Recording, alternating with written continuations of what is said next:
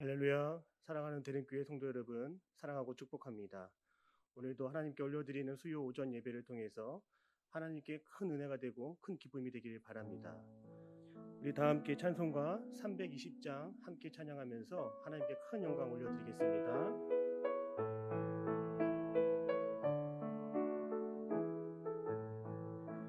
나의 죄를 정케 하사 주의 이끈 삼으신 구세주의 넓은 사랑 항상 찬송합니다.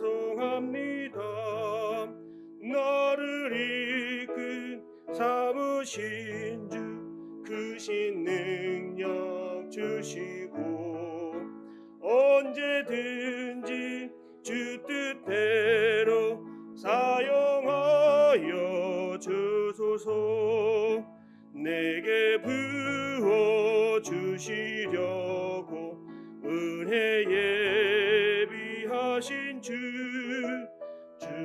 은혜 채워주사 능력 있게 하소서. 나를 이끈 삼으신 주 크신 능력 주시고 언제든지 주 뜻대로 사용하여 주소서. 죄의 짐을 풀어주신 주의 능력 크도다. 나를 비로 사신 예수 내 맘속에 오소서. 나를 이끈 삼으신 주 크신 능력 주시고 언제든지 주 뜻대로 사용하여 주소서. 주여 내게 성령으로 충만하게 채우소. 생명수가 강물처럼 흐르게 하옵소서. 나를 이끈 무신 주 크신 능력 주시고 언제든지 주 뜻대로 사용하여 주소서. 아멘. 다 함께 사도신경으로 우리의 신앙을 고백합니다. 나는 전능하신 아버지 하나님, 천지의 창조주를 믿습니다. 나는 그의 유일하신 아들, 우리 주 예수 그리스도를 믿습니다. 그는 성령으로 잉태되어 동정녀 마리아에게서 나시고 본디오 빌라도에게 고난을 받아 십자가에 못 박혀 죽으시고 장사된 지 사흘 만에 죽은 자 가운데서 다시 살아나셨으며 하늘에 오르시어 전능하신 아버지 하나님 우편에 앉아 계시다가 거기로부터 살아있는 자와 죽은 자를 심판하러 오십니다. 나는 성령을 믿으며 거룩한 공교회와 성도의 교제와 죄를 용서받는 것과 몸의 부활과 영생을 믿습니다. 아멘. 다 함께 찬송가 309장 박수하면서 찬송하겠습니다.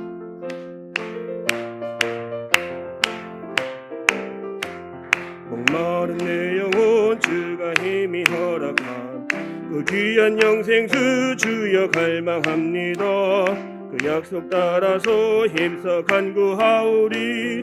오 주여 내 기도 어서 들어주소서.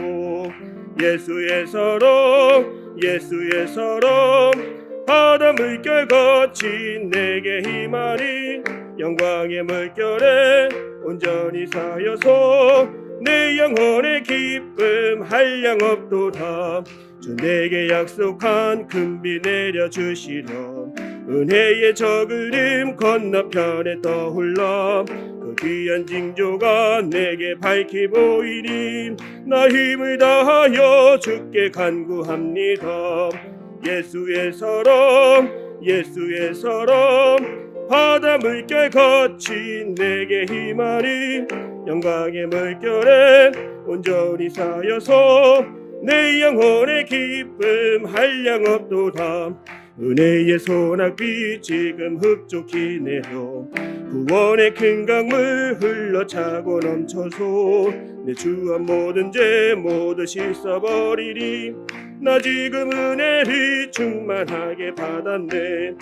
예수의 사랑 예수의 사랑 바다 물결 거친 내게 힘하리 영광의 물결에 온전히 쌓여서 내 영혼의 기쁨 한량 없도다. 그 차고 넘치는 주의 은혜의 물결 힘차게 밀려와 내게 만족합니다. 오 할렐루야로 주를 찬송하오니 내 맘의 기쁨이 항상 충만함이라. 예수의 사랑 예수의 사랑 바다 물결 거친 내게 힘하리 영광의 물결에 온전히 쌓여서 내 영혼의 기쁨 한량 없도다. 아멘.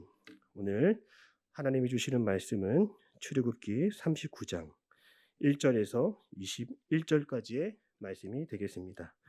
우리 다 같이 하나님의 말씀을 받겠습니다 고백하시고 함께 교독하시겠습니다. 하나님의 말씀을 받겠습니다. 그들은 여호와께서 모세에게 명령하신 대로 청색, 자색, 홍색 실로 성소에서 섬길 때 입을 정결한 옷을 만들고 또 아론을 위해 거룩한 옷을 만들었더라.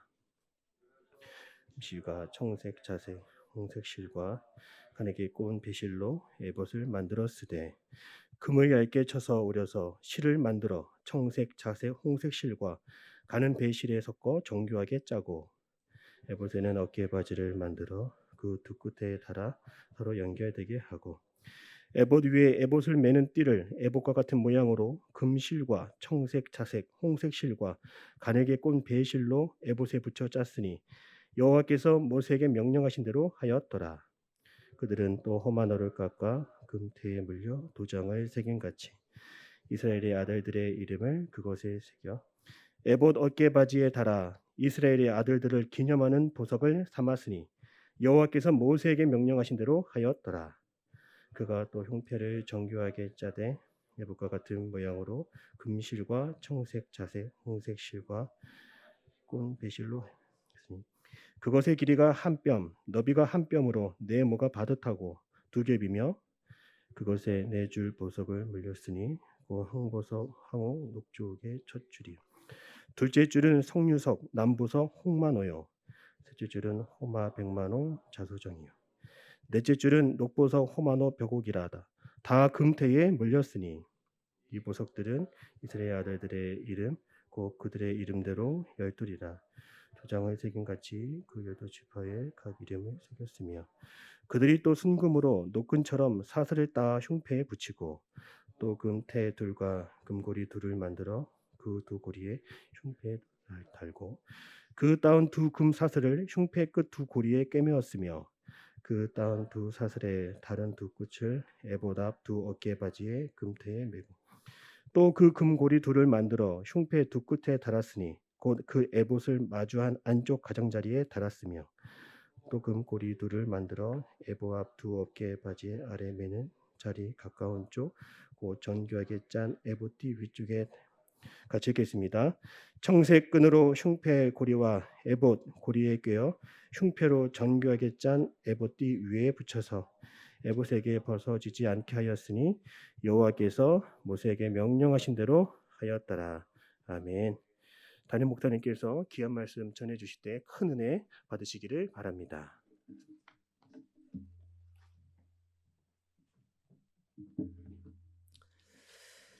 우리 잠깐 기도하겠습니다. 하나님 아버지 감사합니다. 지난 3일 동안도 주님께서 은혜로 지켜주시고 우리의 발걸음을 인도하시며 또 악한 감염병으로부터 보호하여 주시니 감사드립니다.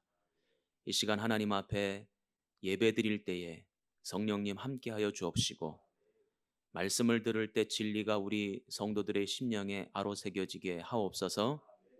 성령님 역사하심으로 말미암아 예배드리는 그 자리가 하나님 나라 되기를 원합니다. 예배드리는 이 자리가 주의 능력이 나타나는 자리 되기 원합니다.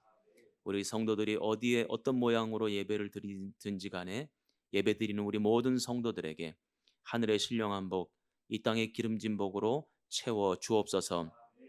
오늘도 부족한 종으로 주의 말씀을 전하게 하시오니 이 부족한 종은 가려지게 하시고 오직 주님의 생명 되신 진리 되신 말씀만 남겨지게 하옵소서. 오늘도 예배를 드리면서 하나님 앞에 여러 가지의 제목과 모양으로 예물을 드리는 손길들이 있습니다. 하나님께서 기억하시고 하나님께서 더 복 주시고 또 그 기도의 제목이 응답되어지게 하옵시며 날마다 간증하는 우리 성도들의 삶이 되게 도와 주시옵소서. 함께 하실 것을 믿사옵고 예수님 이름으로 축복하며 기도하옵나이다. 아멘. 우리 성도들께서도 지난 3일 동안 잘 지내셨지요? 주님의 은혜로 날마다 간증이 있기를 바라고 또 주님의 도우심으로 말미암아 날마다 평안한 삶이 되기를 주님의 이름으로 축원합니다. 몇 가지 제가 광고 말씀드립니다. 우리 형제교회를 지원하는 일, 성탄 선물 보내는 일을 위해서 우리 각 지역에서 수고해 주시고 애를 써 주시고 마음을 모아 주셨습니다. 그래서 어제 우리 각 형제교회에 성탄 선물을 발송하게 되었는데요. 아마도 선물을 받아들고는 우리 형제교회 목사님들 또 목사님 가정이 격려를 받고 힘을 얻고 용기를 내게 될 줄로 믿습니다. 이 일을 위해서 함께 해주셔서 감사를 드립니다. 또 하나 이번 돌아오는 금요일 날 온라인 연합속회를 진행하려고 합니다. 우리 주일날 미처 광고를 하지 못했고 공지를 드리지 못했는데 온라인 연합속회를 통해서 이제 올 한 해 속회를 마무리 짓고 이제 새로운 속회를 시작하려고 합니다. 여러분들께서도 온라인 연합속회 꼭 들어오셔서 함께 마무리 짓는 시간 되었으면 좋겠습니다. 또 한 가지는 이제 장장 3년에 걸쳐서 우리 출애굽기 강해가 다 끝나가는데요. 오늘이 68번째 시간이고 70번째까지 하면 우리 출애굽기를 다 마무리 지을 것 같습니다. 그러면 이제 올해가 끝나가게 될 텐데 그리고 내년부터 어떤 말씀으로 또 우리 성도들과 만날까 기도하면서 그래 신약 성경에 마태복음이 제일 첫 번째 나오니까 마태복음 말씀을 가지고 같이 강해하면서 은혜를 나누었으면 좋겠다 하는 계획을 세웠습니다. 여러분들도 기대해 주시고 기도해 주시기를 부탁을 드립니다.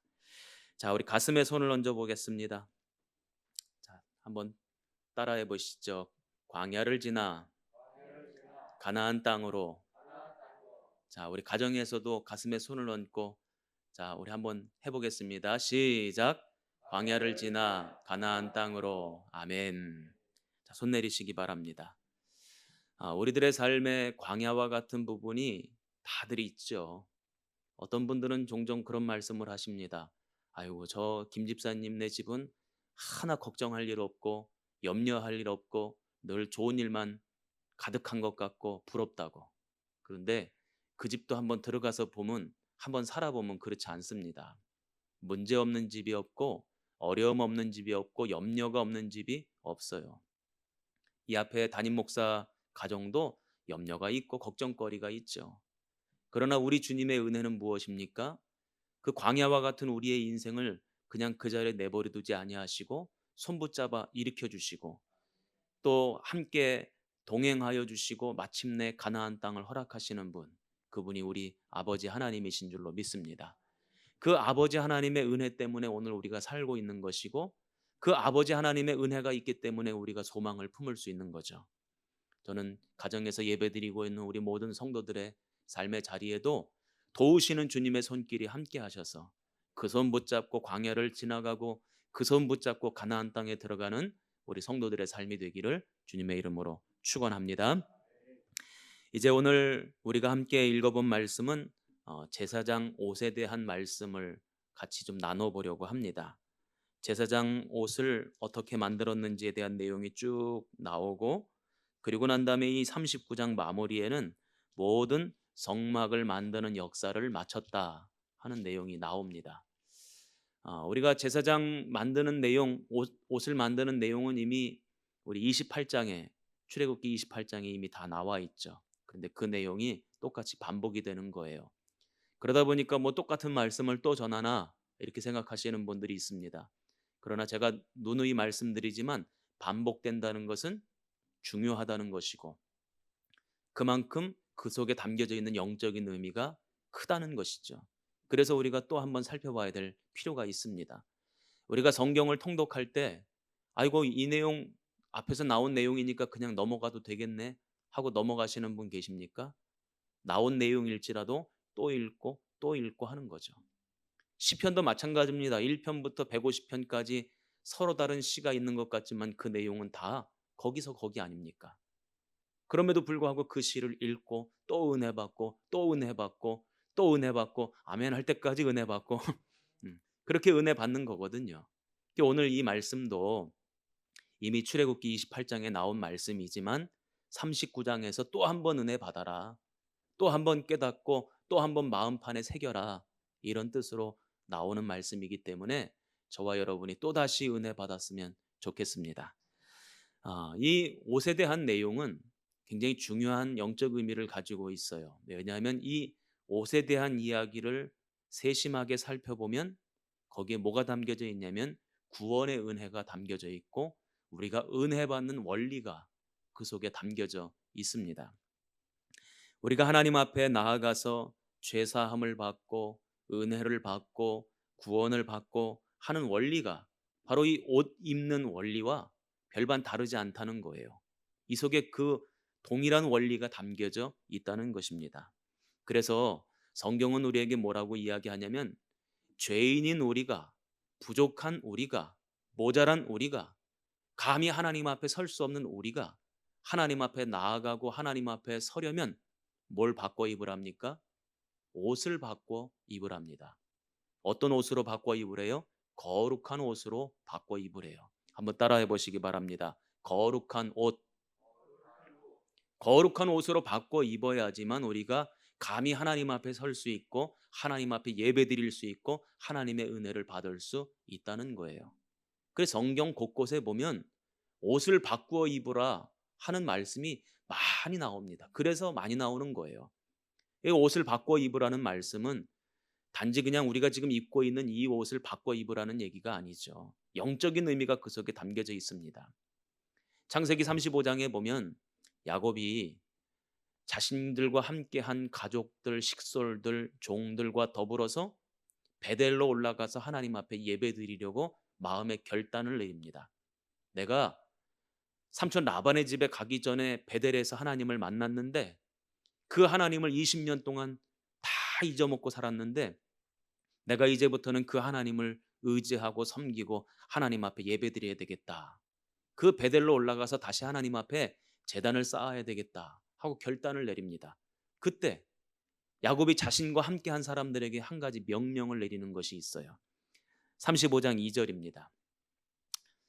우리 같이 한번 읽어보겠습니다. 시작. 의복을 바꾸어 입으라. 아멘. 의복을 바꾸어 입으라는 거예요.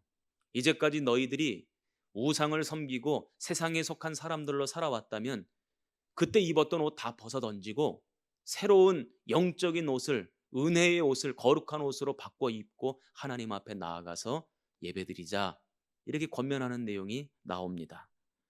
또 시편 29편 2절 말씀을 보면 하나님을 찬양하고 노래할 때도 어떻게 해야 되는가 보여주고 있습니다. 시편 29편 2절입니다. 우리 같이 한번 읽어보겠습니다. 시작. 여호와께 그의 이름에 합당한 영광을 돌리며 거룩한 옷을 입고 여호와께 예배할지어다. 아멘. 우리가 거룩한 옷을 입고 의복을 바꿔 입고 하나님 앞에 나와야 되고 하나님 앞에 서야 되고 하나님 앞에 예배드려야 되고 하나님 앞에 은혜 받아야 한다는 것입니다. 그렇다면 우리가 입어야 되는 거룩한 옷, 바꾸어 입어야 할 이 옷은 어떤 옷을 말하는 것일까? 이 옷은 누가 만들어 주시는 거죠? 하나님께서 만들어 주시는 거예요. 우리가 만들어서 우리를 위해서 입는 옷이 아니고 우리가 만들지 못하는 하나님께서 만드시는 옷, 은혜의 옷, 거룩한 옷을 우리가 입어야 된다는 것입니다. 창세기 3장 21절 말씀을 한번 읽어볼까요? 우리 같이 한번 읽어보겠습니다. 시작. 여호와 하나님이 아담과 그의 아내를 위하여 가죽 옷을 지어 입히시니라. 아멘. 아마 이 창세기의 말씀은 우리 성도들이 이미 다 알고 계시리라 생각합니다. 무화과 나무 잎으로 아담과 하와가 죄를 짓고 난 다음에 자신들의 수치를 가렸죠. 그런데 그 무화과 나무 잎으로 자신들의 수치와 죄를 가릴 수 있습니까? 잠깐은 가리는 것처럼 느껴질 수도 있어요. 그러나 무화과 나무 이파리를 엮어서 만든 옷으로는 자신들의 수치를 가릴 수가 없었죠. 그래서 안타깝게 여기셔서 하나님이 가죽 옷으로 그들의 수치를 가려주시고 그들의 죄를 가려주시고 그들의 부끄러움을 가려주셨다는 거예요. 여기는 아주 중요한 내용이 담겨져 있습니다. 가죽옷. 그러면 이 가죽은 어떻게 생겨난 것입니까? 그 가죽옷을 만들기 위해서는 뭐가 죽어야 돼요? 짐승이 죽어야 되잖아요. 짐승이 피를 흘리고 죽고 희생당해야지만 죄와 수치를 가릴 수 있는 가죽옷을 만들 수 있는 것 아닙니까? 이미 하나님께서는 오래전에 이미 그것을 다 계획하시고 예비하신 거죠. 그러므로 무화과 나무 잎, 아담과 하와가 자신들의 힘으로 만든 무화과 나무 잎을 엮어서 만든 옷으로는 자신들의 죄를 가릴 수가 없었던 거예요. 오직 하나님께서 만들어주신 옷으로만 자신들의 죄를 가릴 수가 있었던 거죠. 여러분 이 사실을 분명히 믿으시기를 주님의 이름으로 축원합니다. 그래서 우리가 입어야 되는 옷은요, 우리의 양심이 아닙니다. 우리의 옳은 행실이 아닙니다. 우리의 선한 일들이 아닙니다. 우리의 의가 아닙니다. 우리가 입어야 되는 옷은 오직 하나님의 의, 하나님의 은혜를 입어야 되는 줄로 믿습니다. 그것이 무엇입니까? 바로 예수 그리스도 복음을 옷 입는 것. 그것이 오직 우리가 입어야 될 옷이고 오직 우리가 하나님 앞에 설 때 의지할 수 있는 유일한 길이라는 거예요. 로마서 13장 14절 말씀 우리 같이 한번 읽어보겠습니다. 시작. 오직 주 예수 그리스도로 옷 입고. 아멘. 오늘 지금 예배당에서 예배하고 있는 우리 사역자분들, 또 가정에서 예배드리고 있는 우리 성도들, 그리스도로 옷 입으시기 바랍니다. 사람들은 각기 자기 양심이라고 하는 것을 가지고 살아요. 또 자기 의를 가지고 살아요. 그래서 교회 안에서 신앙생활하는 사람들일수록 그 양심이 강하고 자기 의가 강하죠. 사람들은 다 스스로 죄인이라고 이야기를 하지만 정작 마음속에는 그래도 내가 양심에 어긋나는 일은 안 하면서 산다. 그래도 내가 하나님 말씀 준행하면서 산다. 그래도 내가 다른 사람들 해코지하지는 않는다. 세상의 다른 사람들보다는 그래도 괜찮게 살지. 이게 뭡니까? 자기의예요. 다 자기의가 있어요. 저를 비롯해서 이 땅을 살아가는 수없이 많은 그리스도인들 가운데 그 자기의가 다 있다는 거예요. 근데 그 자기의가 충만해지면 하나님의 은혜보다 그 자기의를 더 의지하게 되고, 그러면 나타나는 결과가 무엇입니까? 그 자기의를 가지고 못한 사람들을 공격하고 비난하고 욕하죠. 그리고 자신의 우월함을 드러냅니다. 오늘날 우리 그리스도인들이 가장 문제가 되는 것 가운데 하나가 이건 것 같아요. 그래서 교회를 비난하고 다른 성도들을 욕하고 목회자들을 공격하고 하는 그 이유가 무엇입니까? 정말로 문제가 있고 정말로 틀렸고 정말로 잘못이 있어서이긴 하지만 다른 사람들을 향해서 손가락질하고 비난하고 욕하는 그 이면에는 나는 그러지 않는다. 나는 그래도 괜찮은 사람이지. 나는 그래도 깨끗하지. 나는 그래도 올바르게 살지. 나는 양심에 어긋난 일을 안 하며 살지라고 하는 자기의가 있어서 그런 거예요. 정말로 하나님의 은혜를 의지하는 사람은요, 절대로 남 욕하지 않습니다. 하나님의 은혜를 붙잡는 사람은요, 자기 의를 붙잡지 않고 하나님의 은혜를 붙잡는 사람은 절대로 다른 교회 욕하지 않아요. 목사님들 비난하지 않습니다. 왜요? 내 삶이 그와 별반 다르지 않다는 것을 너무나도 잘 알고 있기 때문에. 다른 교인들 잘못하는 거 욕하지 않습니다. 저는 우리 성도들이 주일날 이제 지금은 모이지 못하지만 주일날 주님 앞에 예배드리러 나올 때 자기 양심을 의지하지 마시고 자기 의의를 의지하지 마시고 내가 행한 옳은 행실을 의지하지 마시고 오직 하나님의 은혜, 그리스도로 옷 입고 주님 앞에 나올 수 있기를 소망합니다. 그렇게 되는 우리 성도들 되시기를 주님의 이름으로 축원합니다. 이제 오늘 성경에 보면 이제 일반 성도들이 입는 옷에 대한 이야기를 하지 않고 제사장들이 하나님 앞에 섬길 때 입는 옷에 대한 이야기를 하고 있어요. 이것에 대해서 말씀을 드리려면 저의 목회적인 색깔에 대해서 잠깐 설명을 드리면 좋을 것 같아요. 구약 시대에 보면 하나님의 종이라고 불림받았던 사람들이 크게 두 가지 종류로 나뉘어집니다. 어떤 종류의 사람들이 있었죠? 대답 안 하실 겁니까? 어떤 종류의 사람들이 있었죠? 하나님의 종이라고 불렸던 사람들, 선지자, 예언자라고 불렸던 사람들 있어요. 또 제사장, 이렇게 두 가지 종류의 사람들이 있어요. 우리 회중 비추지 마시고 저만 비추세요. 네. 그렇게 두 종류의 사람들이 있었어요. 그런데 예언자, 선지자 이 사람들은 뭐 하는 사람들입니까? 하나님의 심판의 말씀, 경고의 말씀을 받아서 그리고는 일반 백성들에게 하나님의 말씀을 선포하고 때로는 심판과 경고의 말씀을 전하는 사람들이었어요. 그러니까 하나님에게서부터 출발한 말씀이 예언자나 선지자를 통해서 일반 백성들에게 전해지는 거죠. 그 중간 역할을 한 사람이 예언자와 선지자예요. 그렇다면 제사장들은 뭘 하는 사람들이었는가 봤더니 백성들이 죄를 져요. 하나님 앞에 용서받아야 되는데 스스로 혼자서 용서받을 수가 없어요. 그 죄를 가지고 이제 제사장에게 나아옵니다. 그러면 제사장은 백성들의 그 죄를 가지고 하나님 앞에 나아가서 죄 용서함을 받는 사람들이에요.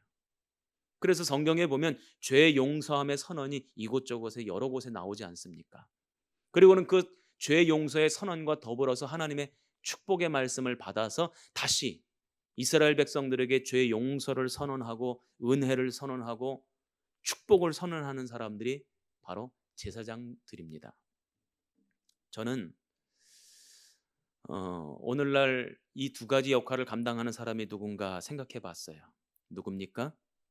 목사님들이 이 두 가지 역할을 감당을 해요.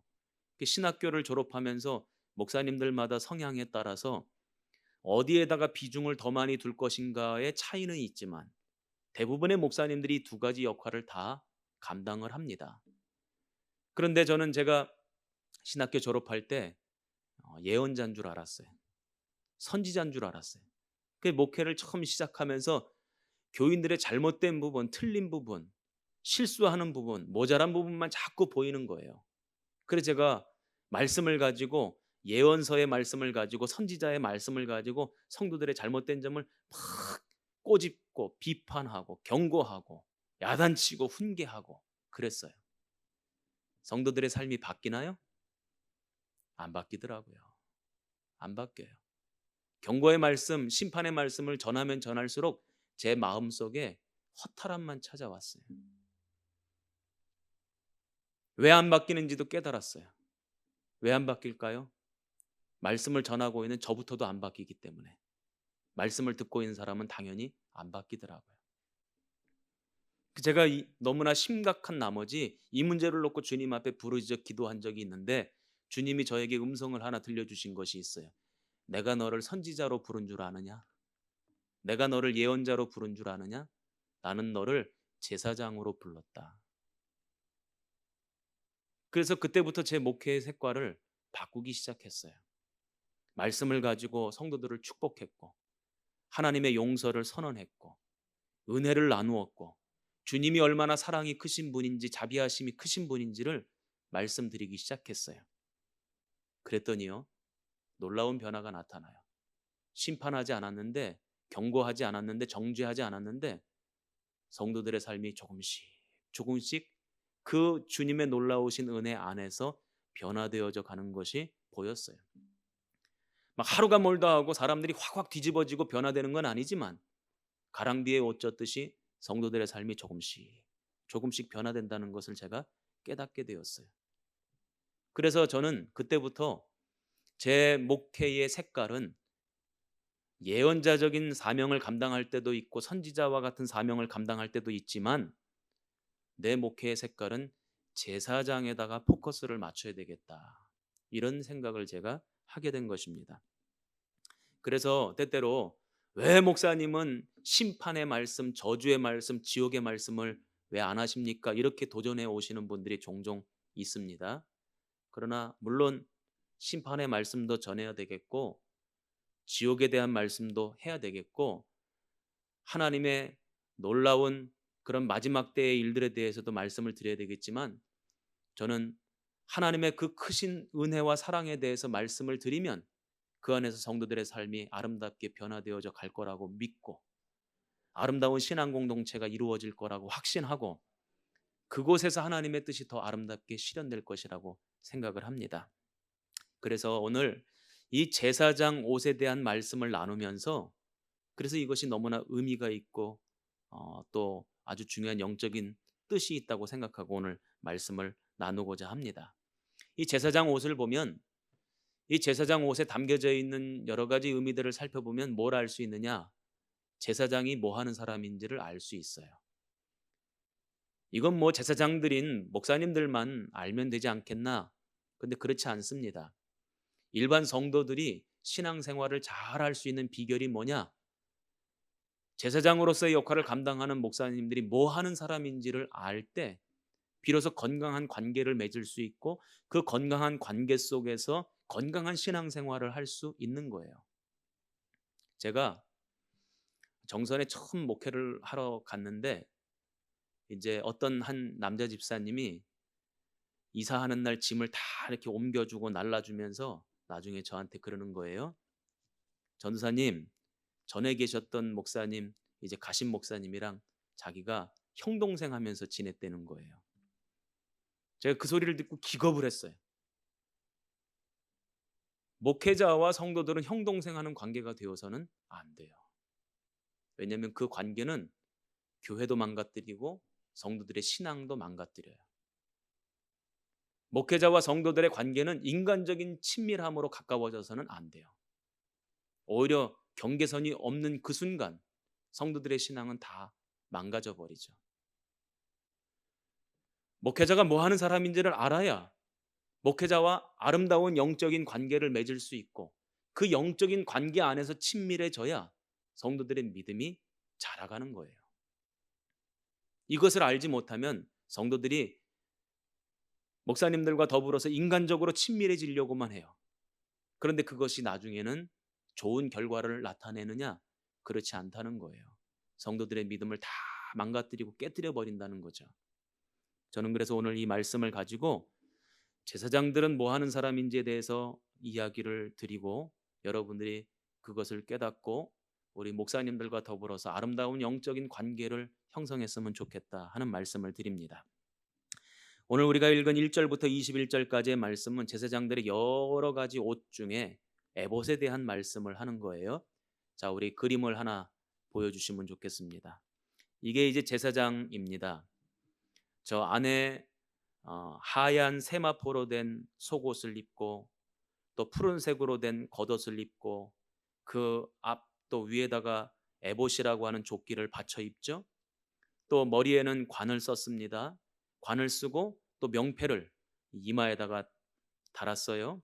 그리고 겉옷 밑에다가는 방울을 달았다. 이렇게 되어 있습니다. 겉에 달고 있는 에봇 조끼가 보이죠? 12가지의 보석이 이제 물려 있는 그 에봇 조끼. 이렇게 여러 가지 종류의 제사장들이 입고 있는 옷이 있는데 이것 하나하나마다 영적인 의미가 있는데 오늘은 에봇에 대한 이야기만 해보려고 합니다. 됐습니다. 자, 이제 겉옷에 받쳐 입는 이 에봇이라고 하는 조끼에는 세 가지 큰 영적인 의미가 있습니다. 첫 번째로 출애굽기 39장 6절 7절 말씀을 우리 같이 한번 읽어보겠습니다. 출애굽기 39장 6절 7절 말씀. 자, 우리 같이 한번 읽어보겠습니다. 시작.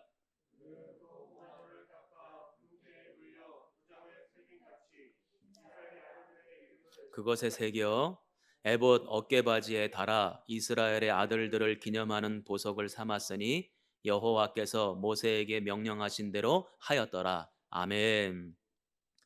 그러니까 제사장들이 입는 그 에봇이라고 하는 조끼 양쪽 어깨에다가는 호마노라고 하는 두 개의 보석을 이 어깨에다가 달라는 거예요.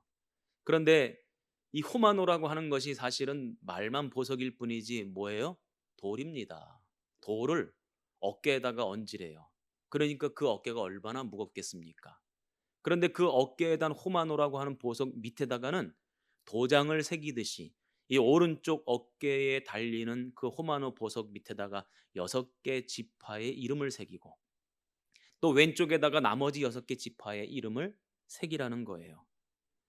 그러니까 그 6개 지파, 6개 지파 이스라엘 12지파의 이름을 새긴 호마노라고 하는 돌, 이 보석을 어깨에 달고 하나님 앞에 나아오라는 것입니다. 그러니까 이 12지파 이스라엘 백성들의 운명과 미래는 누구 어깨에 달려 있다는 것입니까? 제사장 어깨에 달려 있다는 거예요.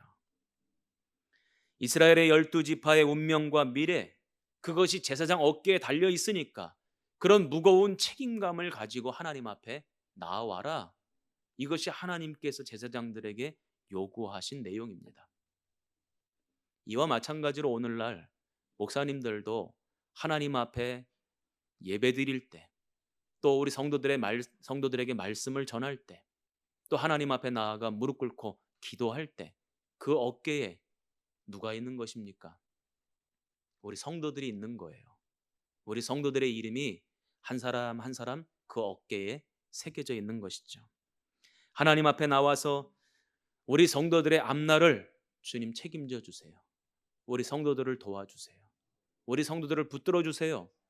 이 어려움 가운데도 우리 성도들을 지켜주세요. 그 무거운 책임감을 가지고 나아오라는 거예요. 우리 교회는 이제 어린아이에서부터 어른에 이르기까지 우리 성도들을 이번 당회 때 개수를 다시 한번 해보다 보니까 한 2,400명에서 2,500명 정도 되는 것 같아요. 그러다 보니까 많은 성도들이 있다 보니까 그 성도들의 인생 가운데 여러 가지 우여곡절이 많죠. 어떤 분은 사업을 하다 어려움을 당하고, 어떤 분은 가정적으로 어려움을 당하고, 어떤 분은 육신의 질병으로, 어떤 분은 자녀들로 인해서 어려움을 당하고, 여러 가지 어려움을 많이 당합니다. 그런 이야기를 들을 때마다 여기 앞에 있는 담임 목사는 누구 잘못인 것 같아요? 담임 목사의 잘못인 것 같아요. 내가 그 성도 가정을 위해서 기도를 더 했어야 되는데, 하나님 앞에 더 간구하고 하나님 앞에 더 축복을 선언하고 그 가정을 위해서 조금 더 신경 쓰고 조금 더 마음 쓰고 하나님 앞에 부르짖었어야 되는데, 이런 안타까운 마음이 들어요. 며칠 전에도 어떤 권사님이 수술 받기 전에 제가 전화를 드려서 이제 수술방에 들어가시기 전에 기도를 해드렸는데, 기도하면서 마음이 너무너무 아픈 거예요. 수술방에 들어가는 그 권사님 얼마나 겁이 날까, 두려울까, 치료받는 가운데 얼마나 마음이 무너질까, 이러저러한 생각이 들면서 마음이 너무너무 무겁더라고요. 바로 제사장은 그런 역할을 하는 사람입니다. 저를 비롯해서 우리 목사님들이 그런 역할을 하는 사람들이에요. 남의 일이라고 그저 치부해버리지 않고, 내가 신경 쓰지 않아도 된다고 생각하지 않고, 마치 내 일인 것처럼 그렇게 생각하고 그렇게 기도하고 그렇게 마음 쓰는 사람들이 구약시대의 제사장이었고 오늘날 목회자들이죠. 여러분, 이 사실을 여러분들이 분명히 아셔야 될 것이고, 그래서 우리 성도들이 그런 목사님들을 존경하고 사랑하며 함께 아름다운 신앙 공동체를 이루고 함께 기도하고 함께 사랑하고 성령 안에서 하나 되고, 이것이 하나님께서 기뻐하시는 뜻이라 믿습니다. 두 번째로는 출애굽기 39장 14절에 나오는 말씀입니다. 우리 같이 한번 읽어보겠습니다. 출애굽기 39장 14절입니다. 같이 읽습니다. 시작. 이 보석들은 이스라엘의 아들들의 이름 곧 그들의 이름대로 12이라. 도장을 새김같이 그 12지파의 각 이름을 새겼으며. 아멘. 오늘 이 말씀은 조금 전에 제가 설명드렸던 호마노라고 하는 보석 말고도 또 이 가슴에 흉패를 달고 그 흉패에 12가지의 보석을 달래요. 그리고는 그 보석 뒷면에다가 이스라엘의 12지파 각각의 이름을 도장 새기듯이 새겨서 그것을 흉패에다가 달라는 말씀이에요. 그리고는 제사장이 하나님 앞에 섬기기 위해서 나올 때는 그 흉패를 가슴에 달고 나오라는 것입니다. 이 말씀도 똑같은 얘기죠. 이스라엘의 12지파를 마음에 품고 가슴에 품고 제사장은 나에게 나아올 것이다. 주님께서 그렇게 말씀하셨다 하는 것입니다. 목회자는 그래서 어떤 사람이냐? 하나님 앞에 설 때에 개인 혼자만 서는 것이 아니라 성도들을 대표하여서 하나님 앞에 서는 거예요. 기도할 때에도 성도들을 대표하여 기도하는 겁니다. 성도들을 다 가슴에 품고 하나님 앞에 서는 것입니다. 제가 또 한번 이런 말씀 드린 적이 있어요. 우리 대부분 성도들은 가장 기도를 많이 하는 내용 가운데 하나가 아마 자식들을 위한 기도일 거라고 생각해요. 우리 여기 계신 분들도 자식들을 위해서 기도 많이 하시죠? 뭐 이겁니까? 이겁니까? 이거죠. 예. 자식들을 위해서 기도 많이 하실 거예요.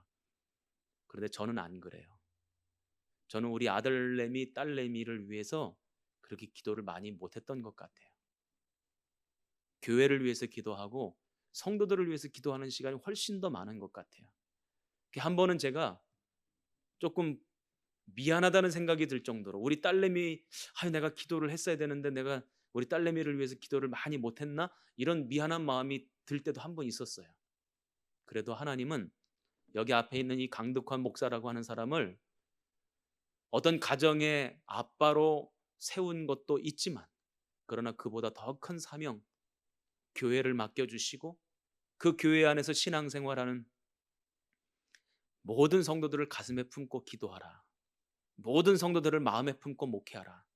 이것이 하나님 주신 나의 첫 번째 사명이기 때문에 그 첫 번째 사명을 감당하기 위해서 내가 열심을 다해야 된다. 이 생각을 하고 있습니다. 하나님 앞에 설 때 혼자 서는 것이 아닙니다. 성도들을 대표하여 서는 것이고 성도들을 가슴에 품고 기도하는 사람, 이 사람이 구약시대의 제사장이었고 오늘날 목회자들이다. 이 사실을 꼭 기억하셨으면 좋겠습니다.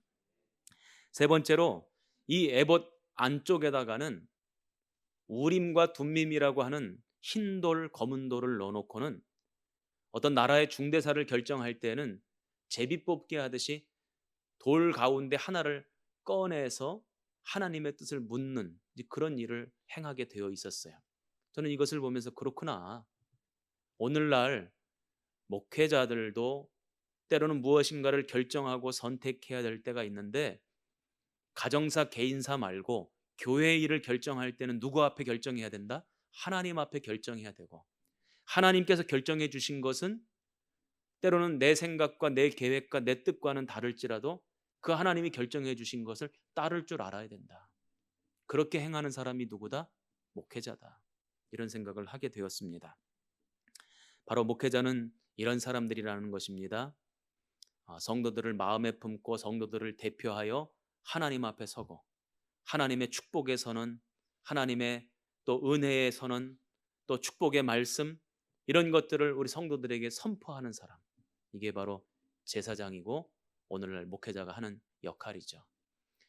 우리 목회자들이 주의 축복의 선언을 할 때마다 우리 성도들께서 아멘으로 받으시고 또 그 아멘으로 받은 대로 나타나는 역사가 있기를 주님의 이름으로 축원합니다. 그렇다면 제사장들은 왜 이런 특별한 옷을 입어야 되는가? 제사장이라고 하는 사람들이 특별한 사람이기 때문에 그런가? 원래부터 거룩하고 원래부터 더 정직하고 더 의롭고 더 깨끗한 사람이기 때문에 이렇게 특별한 옷을 입는가? 여러분들 생각이 그렇습니까? 여러분들이 볼 때 이 앞에 있는 담임 목사가 더 깨끗해 보입니까? 더 정직해 보이고 더 의로워 보입니까? 아니요. 여러분들과 별반 다를 것이 없어요. 깨지기 쉬운 질그릇이고 미끄러지기 쉬운 존재이고 나약해요. 마음이 연약해요. 마음이 무너질 때도 있고 시험 들 때도 있어요. 잘못된 길을 선택할 때도 있어요. 부족한 존재예요. 그럼에도 불구하고 주님께서 제사장이라고 하는 직분을 맡기셔서 그 제사장으로서의 역할을 감당하게 하시기 위해서 특별한 옷을 입혀주시는 거예요. 마찬가지입니다. 오늘날 목사님들도 사람 자체가 특별한 존재가 아니에요. 사람은 다 똑같아요. 그럼에도 불구하고 목회자로서 중요한 직분과 역할을 감당해야 되기 때문에 특별한 은혜를 부어주시는 거고, 특별한 옷을 입혀주시는 거고, 특별한 영적 권위를 부여해 주시는 거죠. 우리가 이 사실을 기억해야 됩니다. 그래서 저는 우리 성도들에게 부탁드리고 싶어요. 우리 목사님들 미끄러지지 않게 해주세요. 우리 목사님들 무너지는 일 없게 해주세요. 낙심하거나 절망하지 않고 늘 하나님의 말씀 붙잡고 소망을 품고 그 소망을 성도들에게 선포할 수 있는 목사님들 되게 해주세요. 이렇게 기도해 주시기를 주님의 이름으로 축원합니다. 제가 우스갯소리로 그런 얘기 하잖아요. 목사님들을 믿기는 믿되 몇 프로만 믿으라고요? 98% 믿고 2%는 남겨두시라고. 2%가 조금 부족하게 남겨두시라고. 그래서 혹여나 저희가 여러분들 실망시켜 드리거들랑 그것 때문에 믿음 잃어버리는 일 없었으면 좋겠고, 내가 그럴 줄 알고 2% 남겨놨다 그러시라고요. 우리 목사님들을 위해서 늘 기도해 주시기를 부탁을 드립니다. 그렇다면 이 제사장들이 입는 이 거룩한 옷, 이것이 오늘 우리들에게 어떤 영적인 의미가 있는가? 구약시대에는 하나님을 섬기기 위해서 제사장들만 나아갈 수 있었고 이 거룩한 옷을 제사장들만 입었어요. 그런데 종교개혁 이후로 이제 하나님 앞에 목사님들만 나아갑니까? 아니잖아요. 누구도 나아갑니까? 나도 나아가요. 성도인 나도 나아갑니다. 그렇기 때문에 구약시대에 제사장들이 입었던 옷, 오늘날 누가 입어야 됩니까? 주의 성도는 누구나 다 입어야 되는 거예요. 오늘 여기 계신 분들 다 그 옷을 입어야 됩니다. 가정에서 예배드리는 우리 성도들 그 옷을 다 입어야 됩니다. 이것을 꼭 기억하셨으면 좋겠어요. 그리고 날마다 예수 그리스도를 옷 입고 그 은혜를 의지하여 하나님 앞에 나아가 복받고 생명을 얻고 진리의 길 걸어가는 우리 성도들 다 되시기를 주님의 이름으로 축원합니다. 기도하겠습니다. 하나님 아버지 감사합니다. 예수 그리스도로 거룩한 옷을 입고 하나님 앞에 나아가 예배하는 우리 성도들 되게 도와 주시옵소서. 오직 은혜는 주님에게만 있습니다. 오직 생명은 주님에게만 있습니다. 오직 주님의 말씀만이 진리입니다. 늘 그것을 의지하며 거룩한 옷을 입고 이 땅을 살아가는 복된 백성들 되게 하옵소서. 함께 하실 줄 믿습니다. 예수님 이름으로 축복하며 기도합니다. 아멘. 다 같이 고백하겠습니다. 우리 모두는 하나님 나라의 국가대표입니다. 우리 모두를 제사장 삼아 주셔서 우리 어깨 위에 또 가슴 속에 나라와 민족과 가정을 위한 기도 제목을 주셨습니다. 오늘 이 시간 함께 기도하면서 우리가 하나님께 큰 영광 올려드리는 시간 되기를 바랍니다. 먼저 찬송가 436장 1절과 4절 찬송하겠습니다.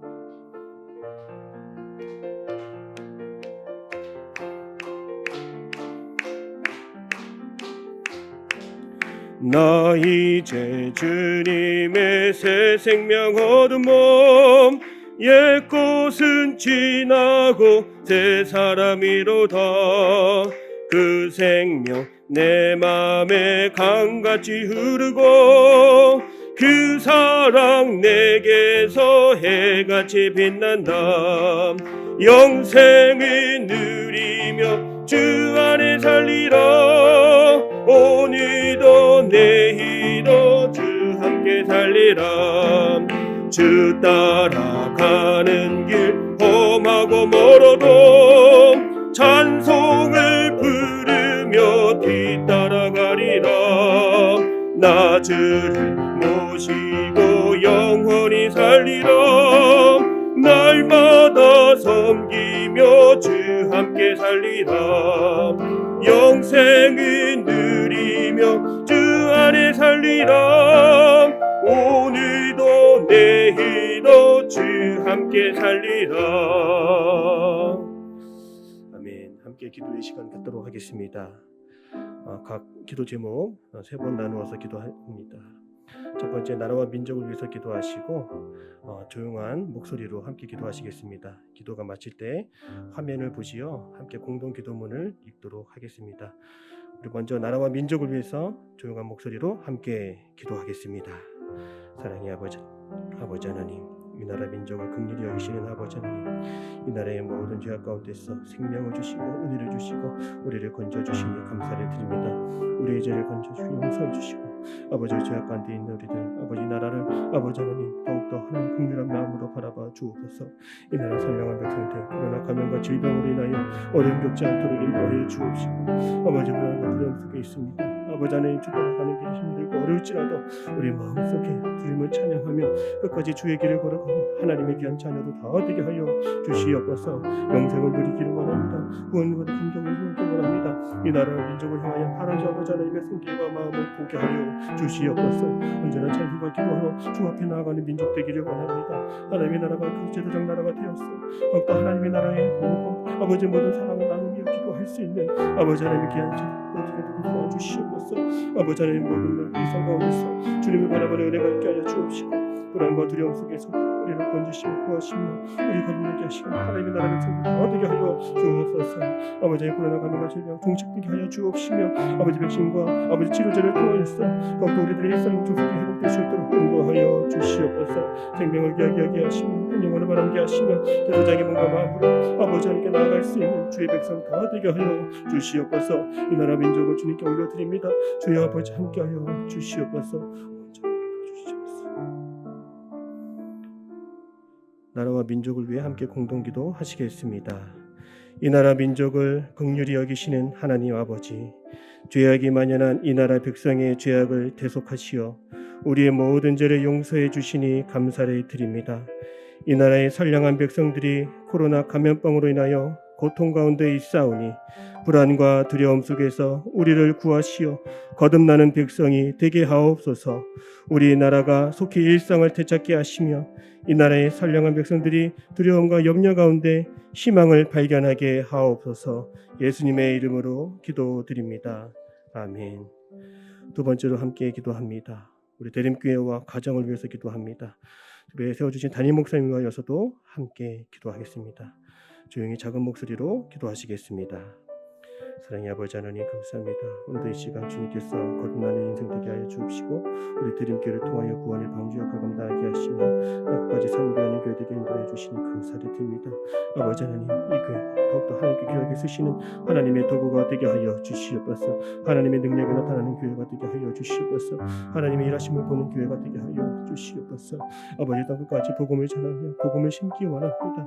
아버지 하나님, 우리를 사용하여 주시옵소서. 우리를 보내주시옵소서. 하나님의 나라와 일을 위하여 아버지 기도하는 백성들 우리 대림교회에 함께하게 하여 주옵소서. 아버지 하나님, 믿음의 삼진들 아버지 도시사장으로 아버지 또한 주의 찾아로 거듭나게 하여 주옵시며 주께서 부르시는 곳에 향하여 믿음으로 견디며 담대하게 나아갈 수 있는 하나님의 귀한 백성들 다 되게 하여 주시옵소서. 하나님께서 이루시고 세우시고 도우시는 하나님, 아버지 우리 가정과 함께하여 주시는 믿음으로 고백합니다. 온라인으로 드리는 영상들을 위해 아버지 하나님 언제나 하나님을 만나는 자들에게 인도하여 주옵시며 하나님께 기도하라고 드리게 나눠주시며 아버지 가정의 모든 제사장들이 예배 놓도록 서게 하여 주시옵소서. 심령 가운데 아버지 간절한 마음 가지고 기도하는 가정들이 있습니다. 고난과 시련과 어떤 환난 속에서도 이기는 자가 되게 하시고 승리하는 자가 되게 하시고 믿음으로 견디며 주여 앞에 나아가 큰 영광 올려드리는 믿음의 가정 다 되게 하여 주시옵소서. 세워주신 담임 목사님 함께하여 주시옵소서. 능력의 능력을 더하여 주시옵소서. 갑절의 은혜를 더하여 주시옵소서. 주의 능력을 전하는 들의 사자들이 인도해 주시며 주신 말씀 전할 때마다 그 말씀 듣고 아멘하며 순종하는 주의 백성 다 되게 하여 주시옵소서. 교회와 가정을 위한 공동기도 드리시겠습니다. 교회의 주인 되신 하나님 아버지, 주님의 몸된 교회가 하나님의 복음을 전하는데 위축되지 않게 하시며 교회마다 제자의 어려움을 겪지 않도록 필요한 손길을 보내시어 교회마다 맡겨주신 주의 사명을 믿음으로 감당하게 하옵소서. 담임 목사님께 새 힘과 능력 부어주셔서 강건케 하시고 성령으로 충만케 하옵소서. 가정에서 함께 예배 드릴 때마다 우리를 살리시며 회복시키시는 부활의 시간을 경험하며 전능하신 하나님의 임재를 사모하게 하옵소서. 예수님의 이름으로 기도드립니다. 아멘. 마지막으로 함께 기도드릴 때에 오늘 담임 목사님을 통해서 증거하신 귀한 말씀 붙잡고 기도하기를 원합니다. 또 각 가정에 주신 기도 제목 주여 응답하여 주시옵소서. 우리 작고 조용한 목소리로 함께 기도하겠습니다. 아버지 하나님 함께하여 주시옵소서. 아버지 하나님 광야를 지나 가나안으로 향하는 그 여정 속에 함께하여 주시니 은혜 감사를 드립니다. 아버지 하나님 제사장의 아버지 의복을 통하여 우리가 거룩의 옷을 입고 나아갈 수 있는 은혜를 아버지께서 허락하여 주시니 감사를 드립니다. 세워주신 담임 목사님과 세워주신 우리 목사님들을 통하여서 은혜를 나누게 하시고 은혜를 입게 하시고 영혼의 간구와 기도를 통하여서 하나님 나라의 확장과 하나님 나라의 모든 열심을 가지고 이루게 하심을 보게 하여 주옵소서. 아버지 하나님 주신 말씀 통해서 이 가정에 복음을 심게 하여 주옵소서. 주신 말씀을 통해서 은혜가 되게 하시고 힘이 되게 하시며 지쳐있는 자들에게 위로가 되게 하여 주시옵소서. 말씀의 한 줄기 불빛과 같은 그 소명을 붙잡고 나아가기를 원합니다. 아버지 하나님 그 말씀의 길을 따라가게 하여 주옵소서. 말씀으로 능력이 채워지는 하루로 있을 때 인도하여 주시옵소서. 모든 생명의 원천 주께 있사오니 주는 바라보게 하여 주옵소서. 우리 모든 각자에게 주신 기도 제목이 있습니다. 함께하여 주옵소서. 아버지 응답하여 주시옵소서. 하늘의 문을 활짝 열어주셔서 우리가 걷거나 뛰노거나 아버지를 지치지 않게 하시며 주 하나님을 바라보며 기도하는 제목마다 응답되어 하나님께 큰 영광 올려드리는 복의 자리가 되게 하여 주시옵소서. 오늘도 주님께서 함께하여 주심을 믿습니다. 주여 권능으로 함께하여 주시고 주신 힘과 능력으로 새 힘을 얻고 나아갈 수 있는 주의 백성들 다 되게 하여 주시옵소서. 주님께서 함께하여 주실 줄로 믿습니다. 아멘. 주신 말씀과 개인을 위한 기도 제목 공동기도 드리겠습니다. 말씀으로 우리를 인도하시는 하나님 아버지, 주님께서 주신 말씀을 듣고 아멘하며 순종하는 삶을 살게 하시며 생명의 원천이 주께 있사오니 주의 말씀을 통해서 우리가 주의 뜻을 발견하게 하옵소서. 사랑하는 자녀에게 말씀과 기도의 옷을 입혀주시고 거룩함으로 지음받은 그리스도 안에서 새 사람을 입게 하옵소서. 하나님의 뜻에 합당한 믿음의 결실로 감사가 넘치며 은혜가 가득하게 하옵소서. 살아계신 예수님의 이름으로 기도드립니다. 아멘. 다 함께 주기도문 하심으로 수요 오전 예배를 마치겠습니다. 하늘에 계신 우리 아버지, 아버지의 이름을 거룩하게 하시며 아버지의 나라가 오게 하시며 아버지의 뜻이 하늘에서와 같이 땅에서도 이루어지게 하소서. 오늘 우리에게 일용할 양식을 주시고 우리가 우리에게 잘못한 사람을 용서하여 준 것 같이 우리 죄를 용서하여 주시고 우리를 시험에 빠지지 않게 하시고 악에서 구하소서. 나라와 권능과 영광이 영원히 아버지의 것입니다. 아멘.